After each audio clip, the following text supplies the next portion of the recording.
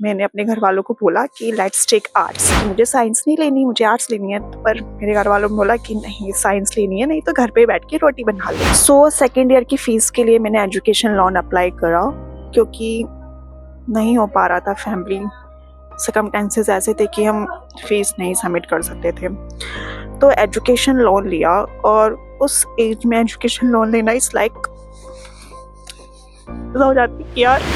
सो एक टाइम ऐसा था जहाँ मुझे लगा कि मेरा सिलेक्शन होगा भी या नहीं। So hi everyone, this is Sunidhi AIR 188 in NSET 10। And यहाँ पे मैं कोई आपसे कोई स्ट्रेटेजी या कोई शॉर्टकट शेयर नहीं करने वाली। यहाँ पे मैं अपनी स्टोरी शेयर करना चाहूंगी, क्योंकि हो सकता है जो स्ट्रगल, जो जर्नी, जो डिफिकल्ट फेस मैंने अपनी लाइफ में देखे हैं, आप भी आज वहीं से गुजर रहे होंगे। So basically I belongs to the Uttar Pradesh. एक होम टाउन है वहाँ पे खतौली।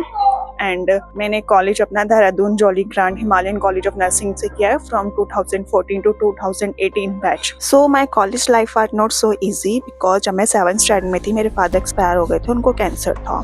सो वो एक इमोशनल ट्रॉमा था छोटी सी एज में।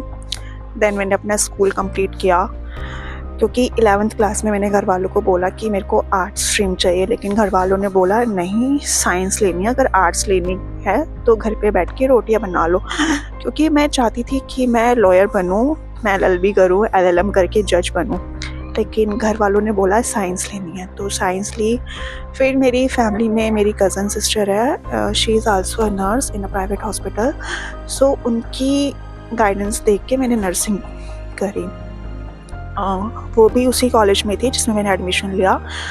देन मैंने एंट्रेंस एग्ज़ाम दिया, मेरी अच्छी रैंक भी आई उसमें, 18 रैंक थी मेरी उसमें भी। एंड मुझे वो लोकेशन भी काफ़ी अच्छी लगी जब मैं एग्ज़ाम देने जा रही थी। लाइक वहाँ पे पहाड़ थे और बादल ऐसे आ रहे थे नीचे, तो मैंने अंदर ही अंदर मुझे मतलब इतनी क्यूरियोसिटी थी कि लाइक यहाँ पे मज़ा आएगा, कॉलेज तो अच्छा है ना, लोकेशन अच्छी है, ठीक है। तो फिर मैंने एडमिशन लिया, और उस टाइम पे लाइक मेरा हीमोग्लोबिन, जब मैं एडमिशन लेने गई तो मेरा हीमोग्लोबिन जो था 5 था। आई डोंट नो कैसे हो गया वो, मुझे पता भी नहीं चला।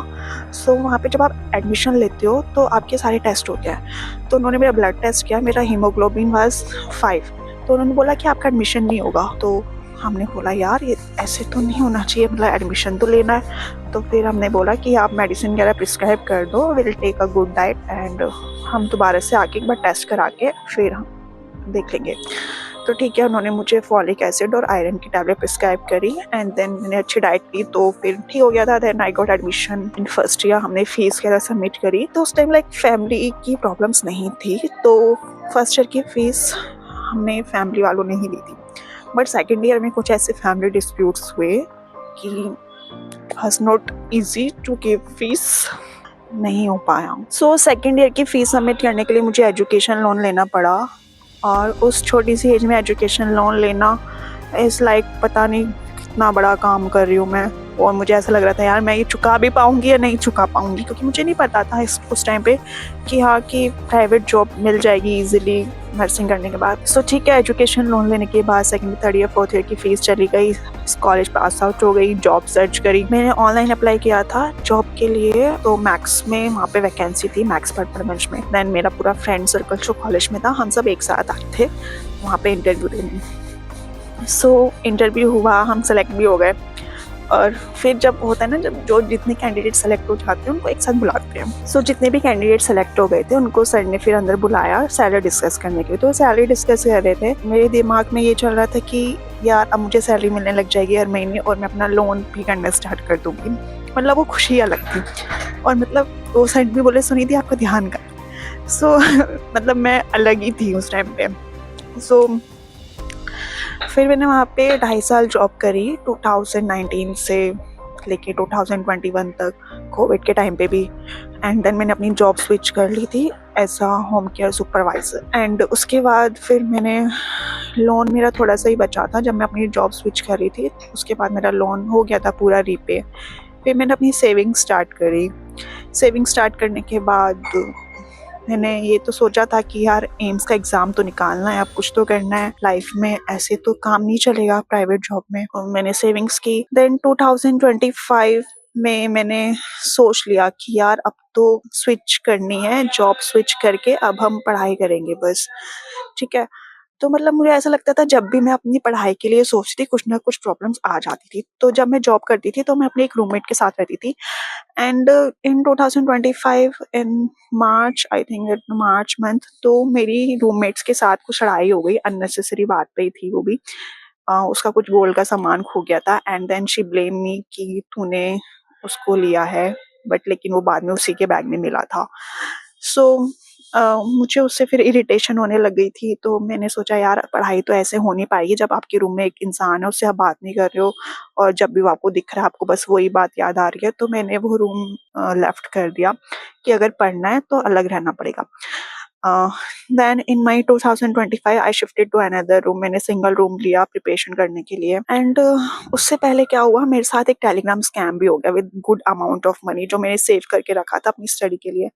और फिर मुझे लगा यार अब तो नहीं हो पाएगी प्रिपरेशन, बट मैंने फिर भी अपनी प्रिपरेशन चुनी। मैंने कहा कोई बात नहीं, बाद में देखेंगे जो होगा, जो है उतने से करते हैं। तो मैंने अपने प्रिपरेशन स्टार्ट करी। मैंने एनएलएल का लाइव बैच लिया था मई में एंड उसके साथ मैंने स्टार्ट किया अपनी प्रिपरेशन करना। सो रोज लाइक ऐसा होता था यार, टेंशन रहती थी कि यार अब तो जॉब भी छोड़ दी है और सिलेक्शन का भी प्रेशर था काफ़ी कि अब तो पढ़ना है। पढ़ती भी थी, काफ़ी पढ़ती थी, लाइव क्लासेस चलती थी एंड फिर प्रीलिम्स आया सितंबर में, क्लियर हो गया था प्रीलिम्स, अच्छी रैंक थी, ठीक थी रैंक, 1600 कुछ रैंक थी। फिर मेंस आया, लेकिन ऐसा मुझे लगा कि जो प्रीलिम्स के बाद जो मेंस में टाइम होता है सितंबर वाले एग्जाम में थोड़ा कम होता है और उसके बीच मैंने इतनी पढ़ाई भी नहीं करी थी। मैंने रिजल्ट का वेट किया क्योंकि मुझे नहीं पता था ये क्लियर हो जाएगा प्रीलिम्स या नहीं होगा, तो मैंने रिजल्ट का वेट किया। उसके बाद बहुत ही कम टाइम बचा मेंस के लिए पढ़ने के लिए, तो वहाँ पे मेरी वो कमी थी कि मैंने वेट किया, मुझे पढ़ लेना चाहिए था स्टार्टिंग से। लेकिन ये नॉट सेट 10 में मैंने कवर की ये वाली मिस्टेक अपनी एंड फिर मैंने मेंस दिया। मेंस मेरा सिर्फ क्वालिफाई हुआ था 4989 की रैंक से एंड फिर अलॉटमेंट का वेट किया, मेरे को लगा हो जाएगा। अलॉटमेंट का वेट किया और उस वाले नॉट सेट 9 में 2 अलॉटमेंट लिस्ट आई थी और फिर मैंने दूसरी अलॉटमेंट लिस्ट का भी वेट किया। मैंने कहा क्या पता इसमें हो जाए, और ऐसे ही करके पूरा नवंबर तक खिंच गया वो, पर नहीं हुआ मेरा सिलेक्शन। तो बुरा तो लगा कि आपने 4 महीने दिए हैं, इतना स्टडी में स्पेंड भी किया, अपनी सेविंग्स भी लगाई है और फिर भी नहीं हुआ। रोना तो बहुत आया, लेकिन अपने आप को काउंसिल भी किया कि ठीक है, जो मिस्टेक्स थी उसको हम फिर से देखेंगे क्या मिस्टेक रही है और फिर से गेयर अप करके नॉट सेट 10 में अच्छी रैंक लेंगे। सो दिल्ली में रहना was so much expensive that time कि मेरे पास जॉब नहीं थी, अकाउंट में पैसे नहीं थे, तो आई डिसाइडेड कि मैं घर चले जाती हूँ। देन नवंबर में मैं घर शिफ्ट हो गई। घर पे जाके मैंने डिसाइड किया कि मैं लाइब्रेरी जॉइन करती हूँ। लाइब्रेरी जॉइन करी मैंने और जितनी भी मेरी मिस्टेक्स थी नॉट सेट 9 की वो सब मैंने कवर करी कि कौन सा सब्जेक्ट मेरा वीक था, कौन से टॉपिक्स मेरे वीक्स थे। सो जब मैं नॉट सेट 9 की प्रिपरेशन मैंने स्टार्ट करी तो मैंने अपनी सारी मिस्टेक्स लिखी कि क्या क्या गलती थी मेरी नॉट सेट 9 में, कि मैंने कौन कौन से सब्जेक्ट अच्छे से नहीं पढ़े। लाइक मेरा CHN वीक था और नॉट सेट 9 में बहुत सारा CHN आया था, तो मैंने नॉट सेट 10 में CHN इतने अच्छे से पढ़ा कि मेरा फेवरेट सब्जेक्ट बन गया था CHN नॉट सेट 10 में। एंड नवंबर में जब वो टाइम पीरियड था अलॉटमेंट लिस्ट आने तक का, तो मैंने यूट्यूब वीडियो शुरू करी थी गोल्ड सीरीज एंड प्रेप की। वहाँ से मैंने अपना MSN की वीडियोस देखी, उसकी कार्डियो की रेसिपी की जो पूजा मैम ने पढ़ाई थी, और मैं MCQ बैच जो होते हैं उसमें वो भी देखा मैंने। अमन सर वगैरह MCQs कराते हैं, हिम्मत सर भी MCQ कराते हैं। सो मैंने नॉट सेट 9 की सारी मिस्टेक्स को फुलफिल किया। मैंने अच्छे से टॉपिक वाइज क्वेश्चन प्रैक्टिस किए एंड जो सब्जेक्ट वीक्स थे उसको एनालाइज किया, कौन सा कॉन्सेप्ट वीक है, क्यों क्वेश्चन गलत हुए, और वो सब मैंने अच्छे से देखा।